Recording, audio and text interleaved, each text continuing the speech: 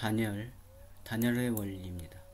단열은 주변 외피와 주위 환경 간의 연류를 차단하는 역할을 하는 그런 원리를 가지고 있고, 차단뿐만이 아니라 밖에서 들어오는 것도 차단, 안에서 나가는 열 차단, 이것도 같은 원리이고, 첫 번째 그 유형을 보면 저항형, 반사형, 용량형, 이 세 가지 형태의 유형으로 단열 그 메커니즘이 있습니다. 효과적으로는 이제 그 아까 봤던 유형 중에 저항 또는 반사형, 요것은 이제 순간적인 효과가 있는데, 이제 요 용량형 요 같은 경우는 이제 시간의 함수로서 작용하는 그런 효과가 있습니다. 먼저 그 유형 중에 저항형 단열을 보면, 다공질 또는 섬유질의 기포형 단열재는 이제 무수한 기포로 구성이 되어져 있기 때문에 열 전도율이 낮고 대류가 이제 생기지 않는 그런 정지 상태로 되어 있어서 이제 공기가 가장 좋은 그런 단열재이고, 기포 단열재의 역할은 이제 공기를 정지시키는 그런 역할을 하는 게 이제 기포 단열재 역할이 됩니다. 그래서 기본적인 단열재 단열의 유형을 보면 얇은 조각, 섬유질, 세포성 단열, 과립상 이런 것들이 이제 있게 되는데, 얇은 조각 같은 경우 이제 그 공기층을 세세하게 분할해서 흑음모 또는 팽창음모 이런 것들을 이제 이용해서 입자가 얇게 겹치도록 이렇게 하는 그렇게 해서 이제 열을 차단하는 그런 역할을 하는 게 되겠고, 섬유질은 공기층을 분할하는 유리면이나 앞면 같은 얇은 섬유질을 이제 사용해서 하는 거고, 세포성 단열, 팽창한 PVC의 폐쇄성 구조에 있는 것처럼 이제 서로 봉합된 작은 개개의 세포 단위, 이것을 이제 이름을 그렇게 붙여서 세포성 단열이라고 하고, 이제 그 세포가 서로 연결되어 거품, 그 플라스틱의 개방성 구조에도 이제 적용할 수 있는 그런 단열 방식이 되겠습니다. 그 다음에 과립상은 이제 과립처럼 코크스와 작은 구멍 공간이 이제 있게 돼서 과립 형태로 되어 있는 거죠. 그래서 거기에서 공기가 각 공간 사이로 전달될 때 세포성 재료를 이용해서 이제 단열 효과를 내는 게, 이게 이제 저항형 단열이 되겠습니다.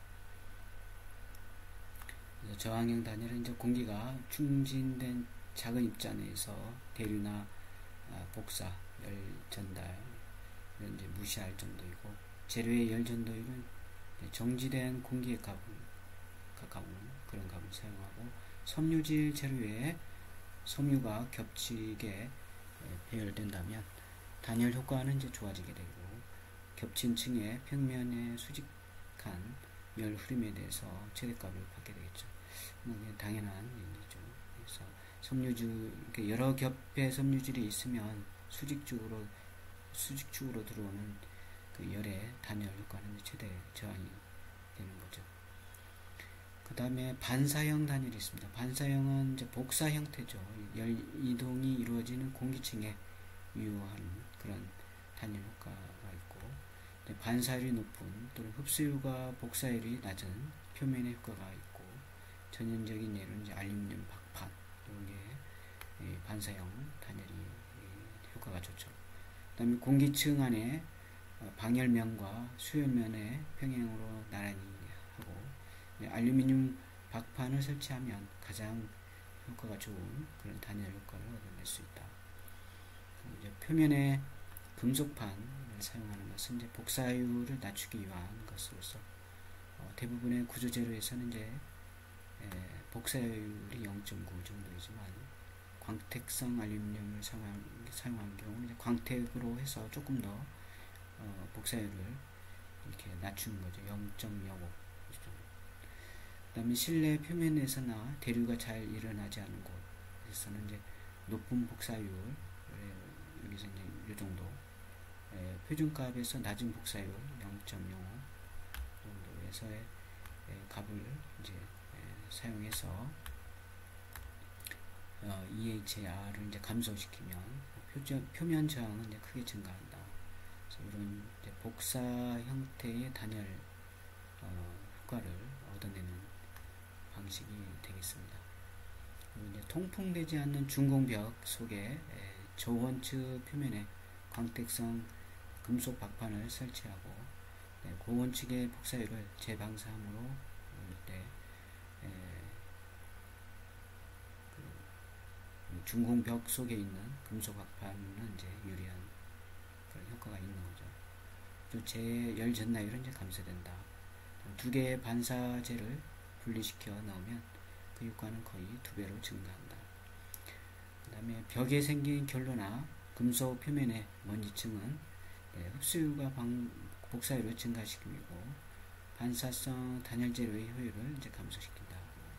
보통 조건 하에서는 유리면 글라스울 같은 경우와 같은 경우는 약 10mm 저항형 단열재는 이제 공기층의 반사형 면, 예를 들어서 알루미늄 박판 이런 것과 이제 비슷한 단열 효과를 얻는 효과가 있다. 이게 이제 반사형 형태가 되겠고, 그 다음에 용용량 형태의 단열인데, 벽의 열 용량은 단위 면적당 질량과 재료의 비열, 여기 이제 곱해서 열 용량을 구하는데, 이 열 용량을 가지고 이제 단열 효과를 내는 거죠. 그래서 정상 상태에서 열 용량은 벽을 통과하는 열 용량에 영향을 미치지 않으므로 열 용량 단열 효과는 없고, 예를 들어서 220mm 벽돌벽이다. 그런데 이제 열 용량은 약 10mm 두께 폴리스테르판, 요걸 이제 했을 때 이때 흐르는 열량과 이제 같은, 그러니까 220mm 벽돌하고 폴리스테렌판 10mm짜리하고 이제 같은 효과를 얻는다. 이렇게 보면 되겠고, 근데 이제 건물의 열 취득과 열 손실의 계산을 위해서 정상 상태로 가정하는데, 실제로는 이제 시간이 경과함에 따라서 열의 전달이 일정하지 않고 비정상 상태가 된다.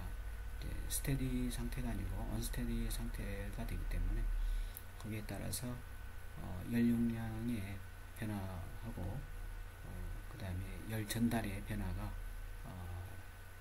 고려돼야 된다는 거죠. 건물의 내부 온도가 일정하게 유지된다 하더라도 외부 온도는 항상 변하게 되고, 그 다음에 하루의 외부 온도 변화는 반복되는데 이것을 주기연류 이렇게 얘기한다. 그죠? 용어가 나오는데 주기연류라고 한다. 그 다음에 어느 중량벽에 한 면에 열이 전달되면 처음의 층은 많은 열을 흡수하고 그 열을 다음 층으로 이제 전달하게 된다. 이것이 이제 지연 효과에서 아무래도 이제 이 재질이 있으면, 어떤 구조 재료가 있으면 햇빛이나 이렇게 열이 처음에 닿을 때는 이 처음에 열을 이렇게 이 구조 재료가 흡수를 하죠, 먼저. 그 다음에 이제 전달을 하는 거니까 요게 어느 정도 가열이 되는 거죠. 요때 이제 그 타임 레그가 있다는 거죠, 타임 레그. 그래서 실내외가 정상 상태에서는 안정된 후에 벽체 내에 열의 구배가 형성되고, 그래서 벽체 내에서 이렇게 예를 들어서 재료 1, 재료 2가 있고, 이 온도가 이제 온도 T1, T2. 그래서 T1이 이제 높다라고 한다면 이런 식으로 열이 전달돼서 이 재료 1에 구조 재료 1에 대해서 매질에 의해서 성질 특성에 의해서 이제 구배가 이렇게 나타나는 거죠. 그 다음에 또 다른 구배가 또 나타나고, 이제 재료 2에 대해서, 그래서 이게 꺾이는 각도가 이제 서로 달라지는 거죠. 세타 1, 세타 2. 그래서 이 각도와 구배가 이제 달라진다. 이렇게 보면 되겠습니다.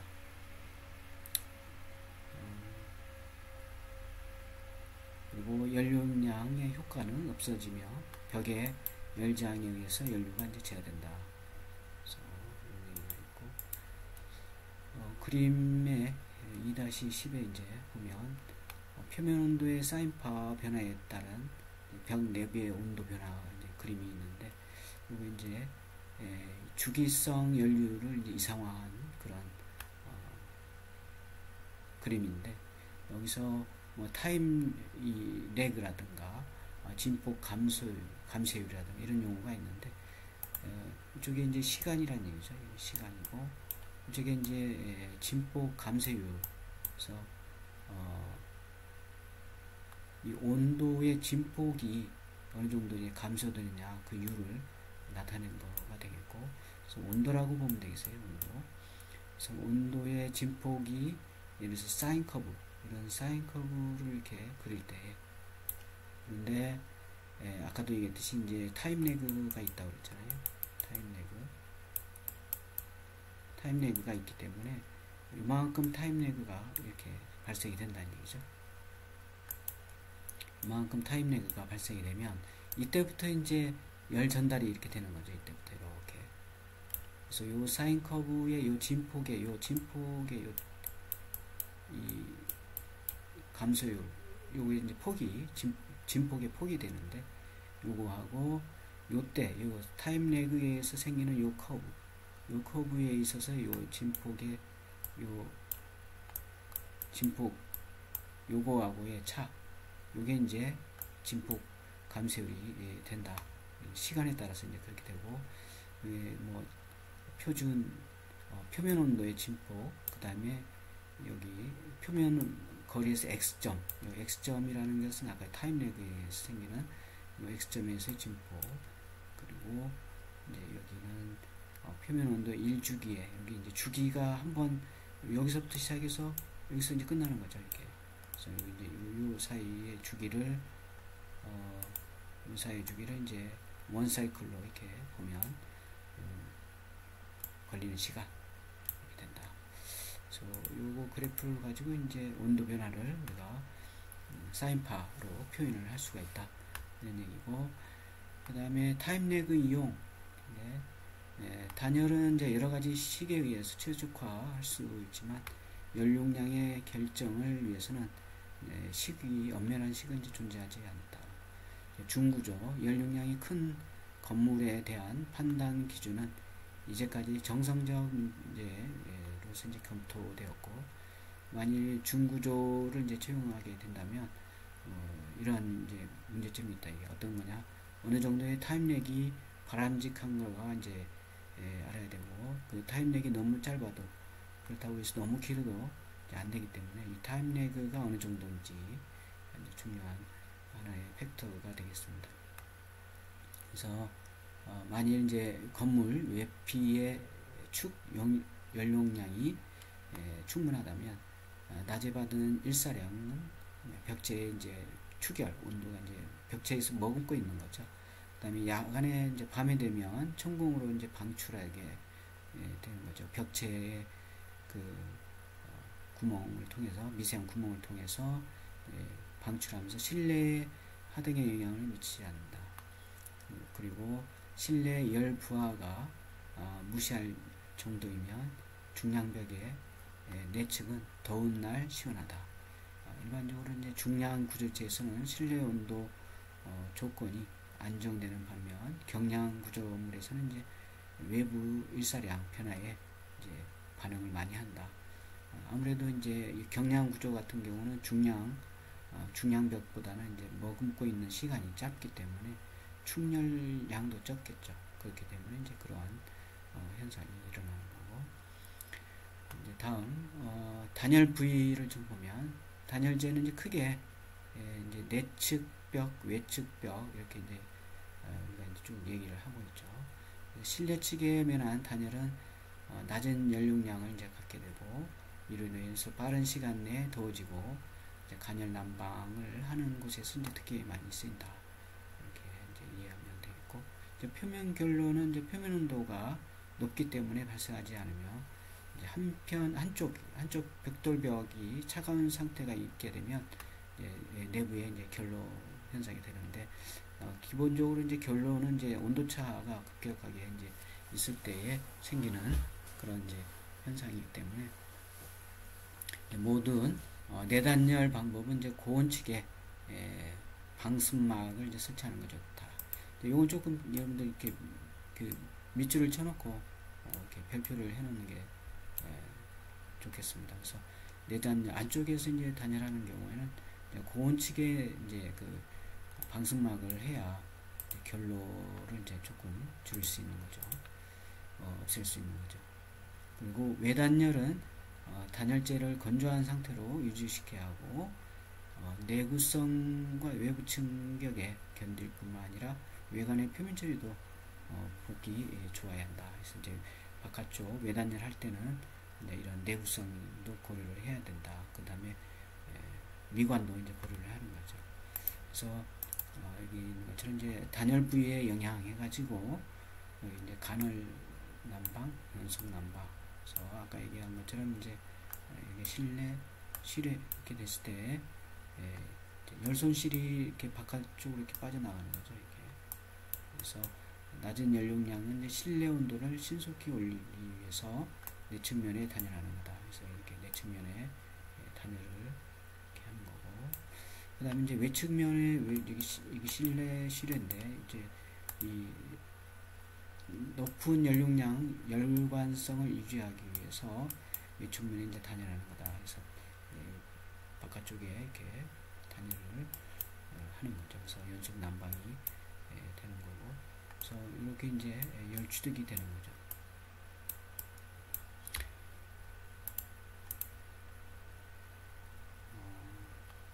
그리고 이어서 여기 중요한 내부 측에 열관성이 이제 높기 때문에 연속 난방이 이제 유리하다. 그리고 또 외단열은 이제 전체 구조물의 보온에 유리하고 내부 결로의 온도 이제 감소할 수 있다. 그 다음에 표면 온도는 낮은 K값을 사용하면 높일 수 있다. 그 다음에 외단열은 벽체의 습기뿐만이 아니라 열정 문제에도 유리한 방법이다. 그래서 이제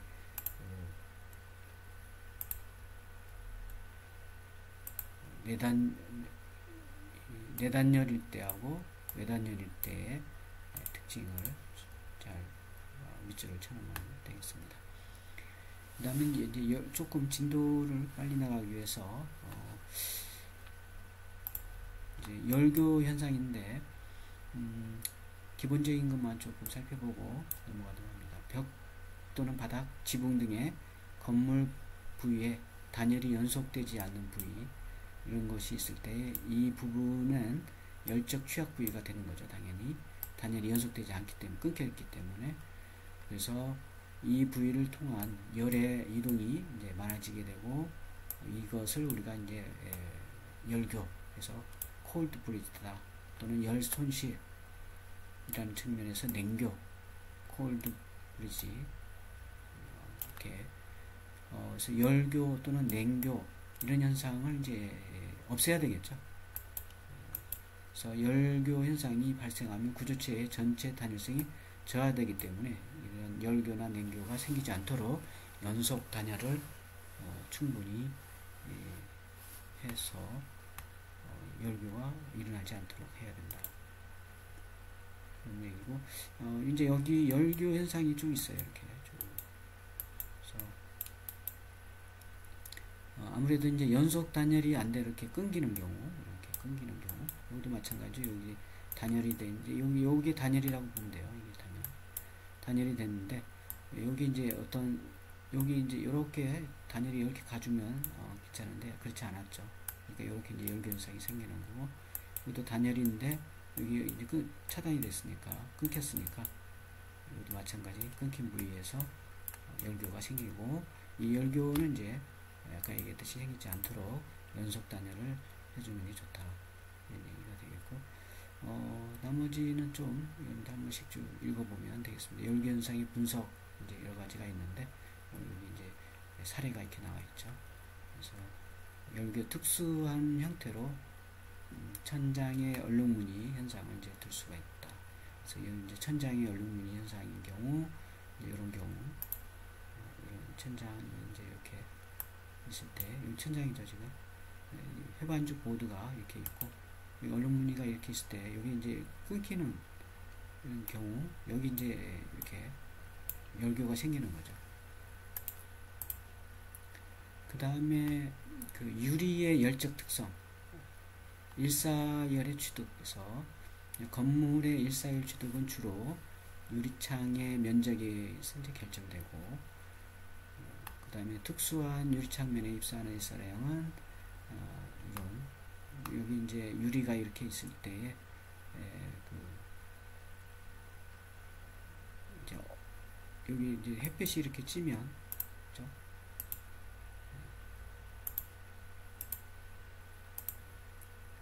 입사각에 의해서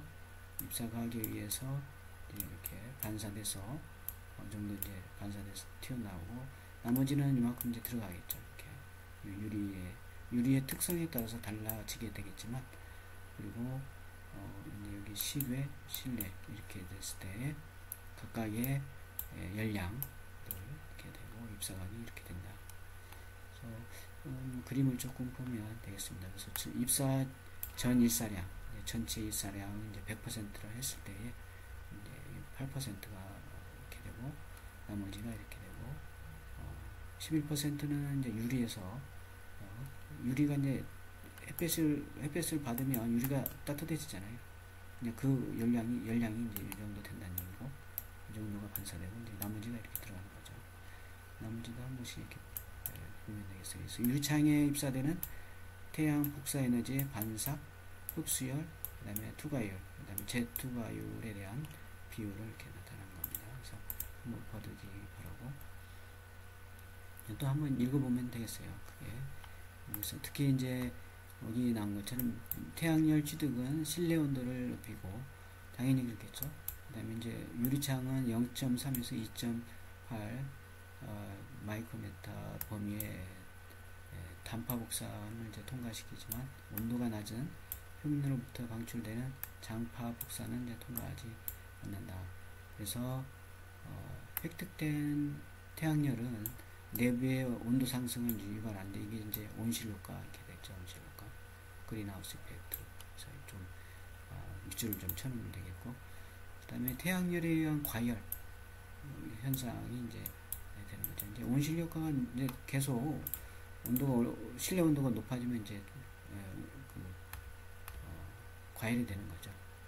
그 다음에 투과체의 종류와 열적 특성, 개구부의 투과체 종류에 따라 실내에 사입되는 이제 그 일사 열량과 전도에 의해서 외기로 손실되는 열량이 이제 달라지게 되고, 단열유리, 그 다음에 복층유리, 그리고 반사성이 높은 코팅유리 같은 것은 이제 전도에 의한 전열을 매우 효과적으로 줄일 수 있다.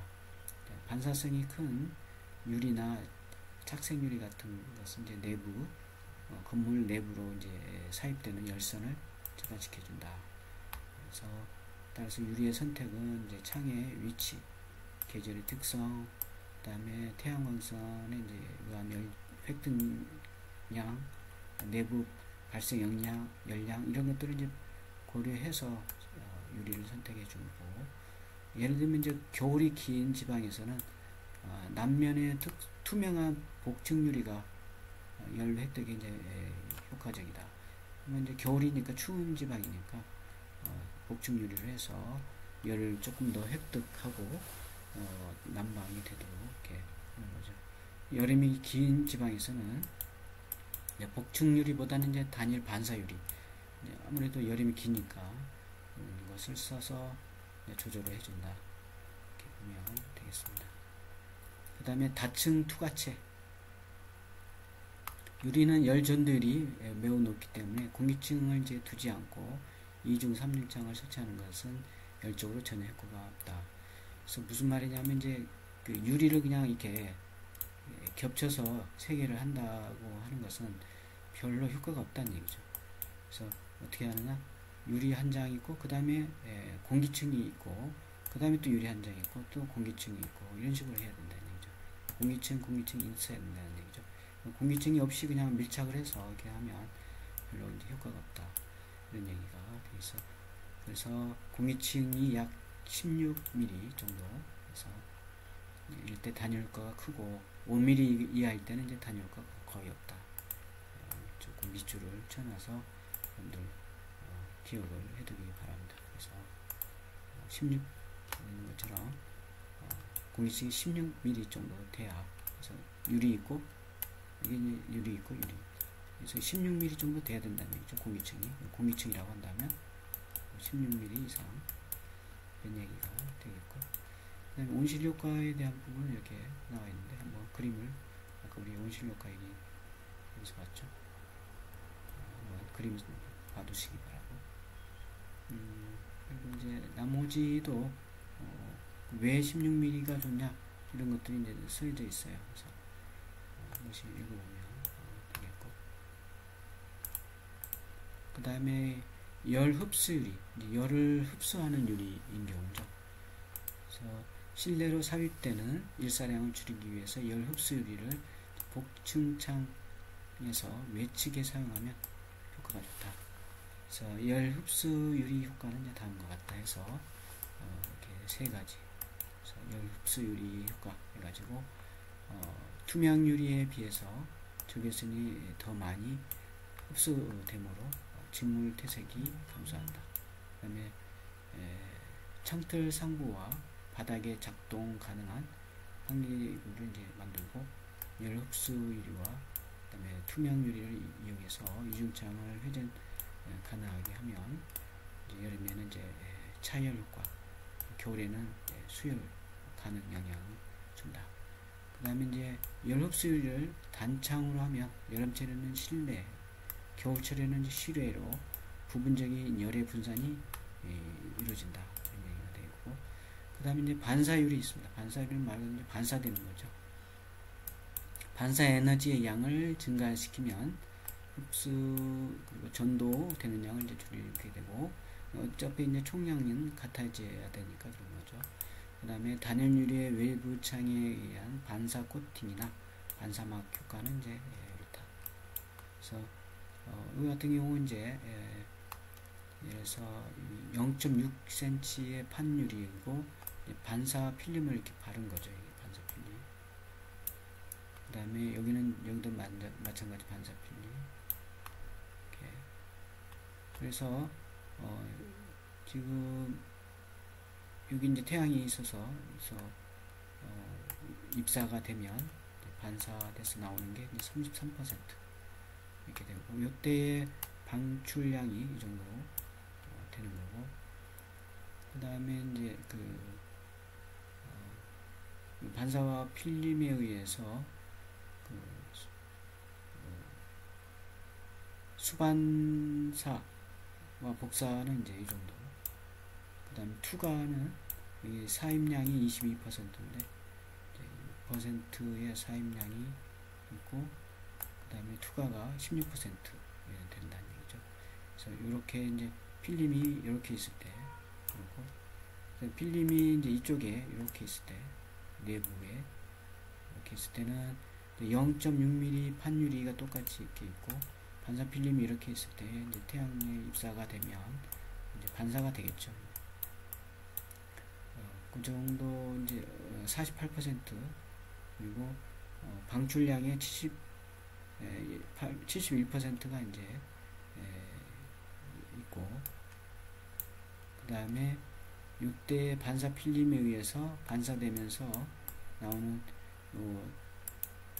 수반사와 이제 복사가 22% 되는 거죠. 그리고 투과는 여기 이제 투과되는 게 16%. 그리고 입사량이 사입량이 29% 이렇게 되고, 여기 이제 차이가 이렇게 있는 거죠. 이게 필름의 위치가 여기 있느냐 여기 있느냐에 따라서 조금 이제 실험한 효과를 나타낸 부분이다, 이렇게 보면 되겠습니다. 그 다음에 이제 건물의 결로. 결론은 아까도 얘기했듯이 이제 온도차가 심할 경우 이제 생기는 그런 물방울이 맺히는 현상이 이제 결론인데, 좀 보면 공기 중에 수증기에 의해서 발생하는 일종의 수분 상태를 이제 결로라 한다. 그래서 결로가 생기면 이제 불투 습성의 재료 표면에 물방울이 맺히게 되고, 흡수성 물질에는 이제 습기가 차서 곰팡이 또는 균, 여러 가지 이제 각종 균이 변식하면서 냄새도 나고 이제 손상시키는 거죠. 그 구조체도 변형에 의해서 건물의 재료, 구조체에 해를 끼친다. 여기 이제 결로가 생기지 않도록 하는 이유가 되겠고, 그래서 결로 문제는 최근에 이르러 매우 중요한 문제로 인식이 되고 있고, 현대 건물의 설계, 냉난방, 환기 및 건물의 사용 방법에 의해서 영향을 많이 미친다. 결로의 원인과 발생, 결로 판정, 그리고 방지책에 대해서 이제 살펴볼 필요가 있다. 원인은 여기 나온 것처럼 이제 대류식 난방 방식에서 주택의 기밀성과 보온의 목적을 이제 환기수를 낮추는 방안으로 이렇게 하면서 결로의 위험이 증가하고 있다. 그래서 이제 환기가 상당히 중요한데, 이런 부분이 이제 현대 건물에서 나타나는 일이 되고, 특히 주거형 건물의 경우에는 이제 공동주택이나 슬라브 주택에서 결로가 심하게 나타난다. 그리고 주거형 건물 내부의 결로 발생은 겨울철에 극심하며, 그 원인은 난방에 따른 실내 온도차가 이제 생기기 때문이었다. 온도차에 의해서 벽 표면의 이제 온도가 실내 공기의 노점 온도보다 낮게 되면 결로가 이제 생기고, 이러한 현상이 이제 벽체 내부에서도 생긴다. 그래서 현상을 보면 온도차, 그 다음에 습기가 많은 경우, 환기 부족, 그 다음에 열적 특성, 구조체의 열적 특성, 시공불량, 아까 뭐 열교 또는 냉교라고 됐죠. 그런 것들, 기타 시공 직후 미건조 상태, 이런 거에 의해서 결로가 생긴다. 먼저 실내 온도차, 결로가 생기면 이제 아무래도 온도차가 있다 이렇게 보고, 단열 성능이 이제 나쁜 곳을 찾아서 이제 그 결로 원인을 제거를 해줘야 되겠죠. 한 번씩 이렇게 쭉 읽어보면 되겠고, 그 다음에 실내 습기의 과다 발생, 이 같은 경우 이제 그 실내에 뭐 가습기를 너무 많이 튼다든가 이런 것도 이제 한 원인이 될 수 있는데, 그거보다는 이제 환기가 이제 주 원인, 환기가 안 돼서 생기는 주 원인이 이제 있게 되겠죠. 그래서 여러 가지 사회 간섭의 변화, 목욕, 세면, 세탁 이런 것들에 의해서 습기 발생, 그 다음에 실내 건조, 환기구가 없는 그런 경우 실내 습기가 발생이 되면서 결로가 이제 발생이 된다. 이렇게 보면 되겠고, 그 다음에 환기 부족, 그래서 그 다음에 구조체 열적 특성, 그래서 예를 들어서 구조물에 이제 테두리 보호, 실내부 지붕, 발코니의 돌출 부위 이런 것들의 단열 연속이 안 되는 경우, 아까 열교 이런 경우 얘기했죠. 그 다음에 시공불량, 마찬가지 시공불량도 취약 부위의 열교에 의해서 취약 부위가 이제 생기는 경우 결로가 생길 수 있다. 그 다음에 아직 시공 직후에는 아직 건조가 안 된 상태이기 때문에 그런 경우에 생길 수도 있다. 그 다음에 결로의 발생, 표면 결로 그리고 내부 결로 이렇게 나눌 수가 있는데, 표면 결로는 이제 말 그대로 표면에 온도차에 의해서 생기는 결로가 되는데, 그 건물의 표면 온도가 접촉하고 있는 공기의 포화 온도보다 낮을 때 이제 발생이 된다. 포화 온도가 낮다 하면 노점 온도가 낮다 이렇게 보면 되겠고, 예를 들면 이제 맑은 날 밤에 지표면과 식물 표면에 생기는 이슬, 또는 욕실의 거울 위에 서리는 이제 김, 난방된 실내의 창문에 표면에 이제 그 입김을 분다든가 이렇게 하면 이제 이렇게 김이 서리죠. 물기 이런 것들에 의해서 생기는 게 이제 표면별로 이렇게 보면 되겠고,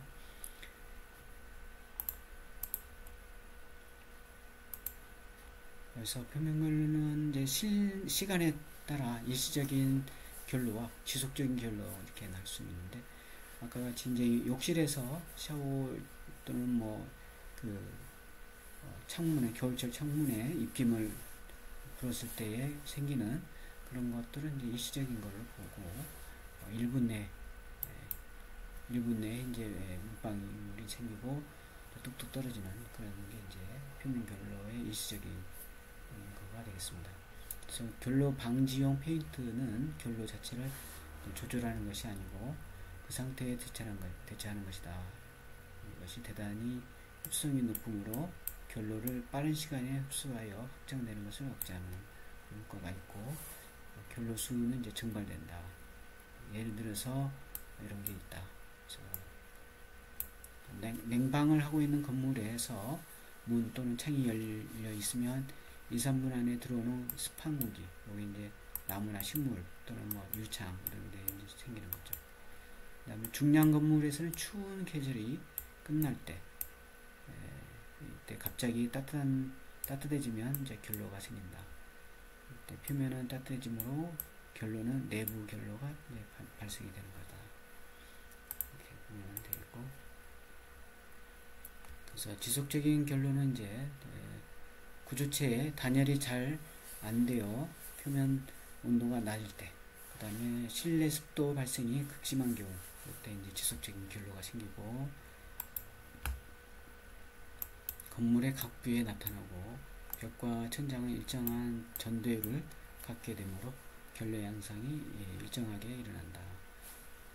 그리고 바닥, 모서리 부분에는 이제 좀 심하게 나타난다. 이렇게 보면 되겠고, 그 다음에 이제 표면 결로 외에 이제 내부 결로가 있죠. 내부 결로가 이제 조금 보다 우리가 이제 좀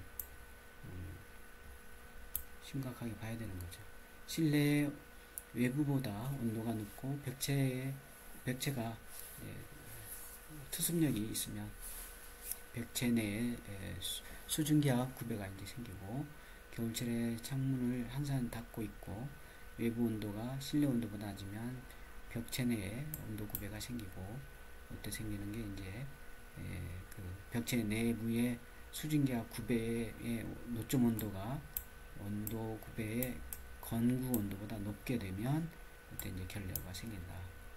이렇게 보면 되겠습니다. 벽체는 습기를 계속 흡수하여 벽체 내부가 적게 되어 구조체 내에서 이제 수증기가 연결되는데 이것을 내부 결로를 한다. 그림에 보면 벽체 내부에 이제 내부 결로 이렇게 되어 있는데, 단층 때 다층 때 여기 이제 온도 차가 여기서 T1하고 T2에 의해서 생기는 온도 차가 있게 되어 있고, 여기 이제 벽체 내부에서 온도 차가 이렇게 이제 요거 이제 온도 구배가 되는 거죠. 온도 구배에 의해서 내부에서 이제 포화 온도, 즉 노점 온도에 이제 도달이 되면 이제 결로가 이제 생기는 거죠. 그래서 다층인 경우도 마찬가지고, 구배가 이제 구배가 이렇게 됐죠. 지금 이렇게 구배가 이렇게. 그래서 구배가 온도 구배가 이제 있고, 그거에 의해서 생기는 현상이 이제 내부 결로가 된다. 그래서 내부 결로가 발생하면 경량 콘크리트처럼 내부에서 화학물질이 이동하여 부풀어 오르는 현상이 생겨 철거 부재와 같은 구조체가 손상이 되고, 방지책으로는 이제 내부로 습기가 침투되지 않게 하고 벽체 내의 온도 구배가 노점 온도 이하가 되도록 되는 조건을 만들지 않아야 된다. 그래서 노점 온도가 되면 결로가 생기기 때문에 노점 온도 조건이 안 되도록 해줘야 되겠고, 결로 원인 제거, 환기가 첫 번째 나오죠. 이제 제일 먼저 해야 될 게 환기가 된다. 두 번째 이제 난방. 실내 온도를 이제 올려서 노점 온도 조건이 안 되도록 실내 온도를 이제 올려주는 거죠. 한 번씩 읽어보면 되겠습니다. 그리고 단열이 있죠. 건물에 이제 단열을 해서 결로를 이제 없애주는 건데, 구조체를 통한 열 손실 방지와 보온 역할을 하는 게 이제 단열이 되는데, 조적벽과 같은 중량 구조의 내부에 위치한 단열재는 이제 난방 시 실내 표면들을 신속히 올릴 수가 있고, 중공벽 내부의 실내 측에 단열재를 시공한 벽은 이제 외측 부분에 온도가 낮기 때문에 이곳에 생기는 내부 결로를 이제 방지하는 그런 고온측 방습층의 설치가 이제 필요하다. 방지책으로는 이제 구조체에 충분한 단열재를 사용해서 표면 온도가 노점 온도 조건이 안 되도록, 노점 온도 이상이 되도록 하고, 습기 증가를 방지하기 위해서 환기를 이제 자주 해줘야 된다, 이런 얘기가 되고, 그 다음에 결로 방지 계획이 있습니다.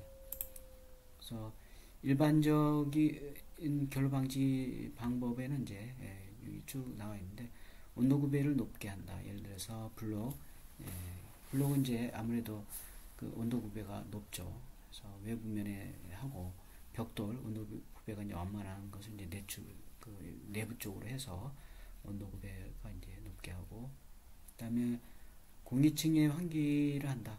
그래서 환기로 실내 온도가 어느 정도 낮아지고, 그다음에 수증기압 이게 이제 거의 비슷해지면 동동해지면 결로가 안 생기니까 그런 것들의 방법.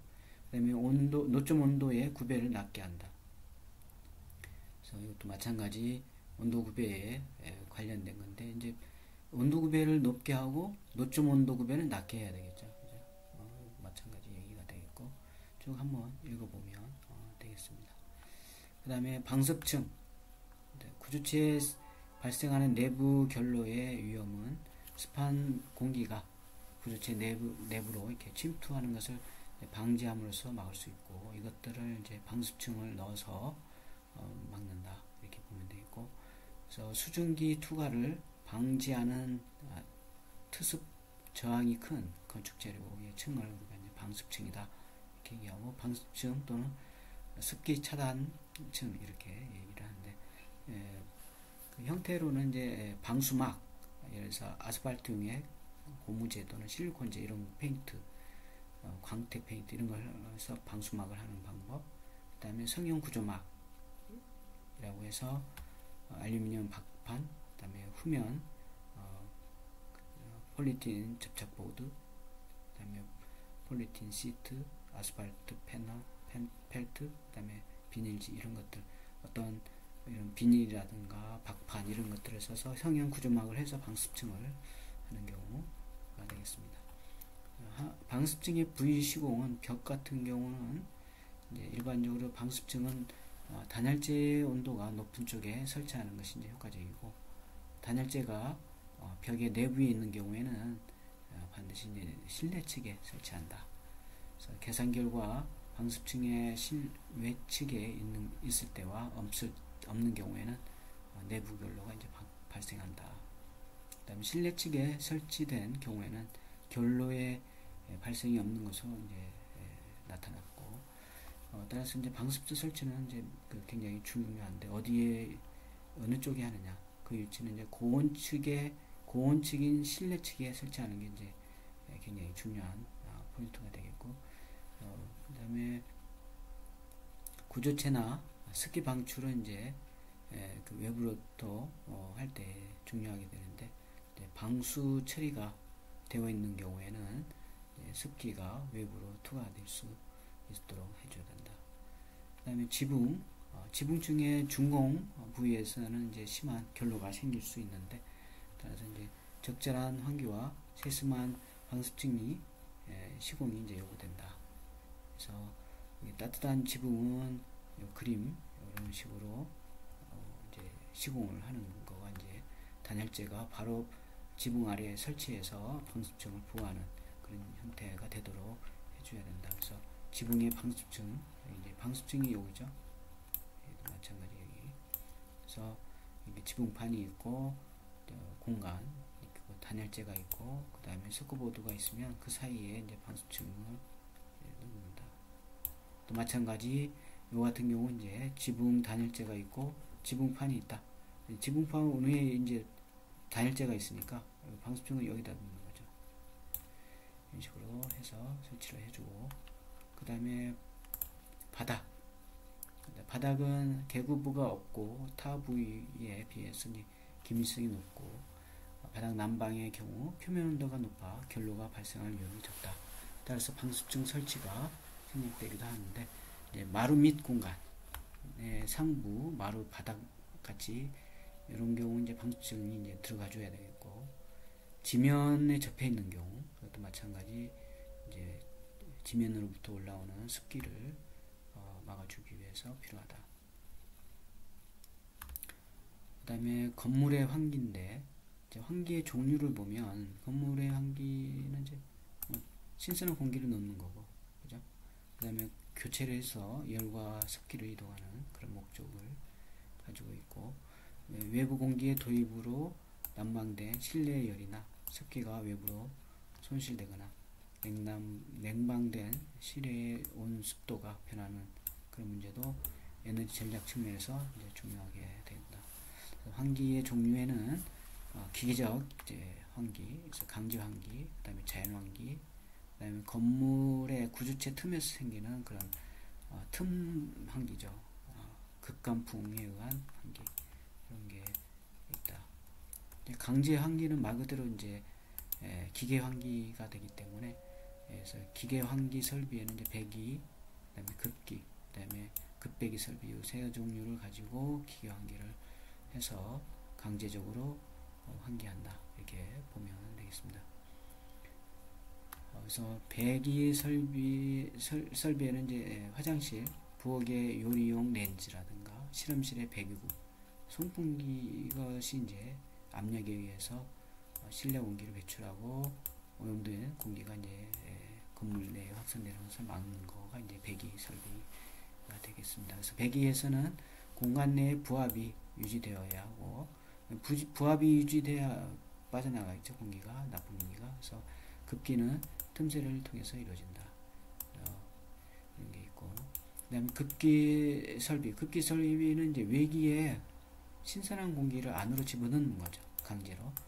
그래서 외기에 청정화하여 좋은 공기를 실내로 이제 넣는 그런 거가 이제 급기가 되겠습니다. 그 다음에 급배기 설비, 기계적 수단에 의해서 공급과 배출을 이제 하는 게 되겠고, 그 다음에 자연환기는 자연 상태적으로 이제 환기되는 거죠. 자연의 온도 차이에 의해서 압력과 건물 주위의 바람의 압력에 의해서 이제 자연스럽게 환기되는 그런 방법이 되겠습니다. 그 다음에 극간풍 환기, 이건 구조체의 이제 미세 틈, 개구부 이런 거에 의해서 이제 환기되는 부분인데, 또 마찬가지 공기 유출 현상을 이제 침기라 한다. 침기라는 침기 현상, 공기의 유출 현상이 일어나게 되고, 그래서 제실자가 조절할 수 있는 자연환기와는 달리 침기 현상은 이제 풍압과 온도 차이에 의해서 계구부나 틈새에 의해 의도하지 않게 이제 환기가 되는 거죠. 이제 어떤 외풍이라고 볼 수 있죠. 외풍.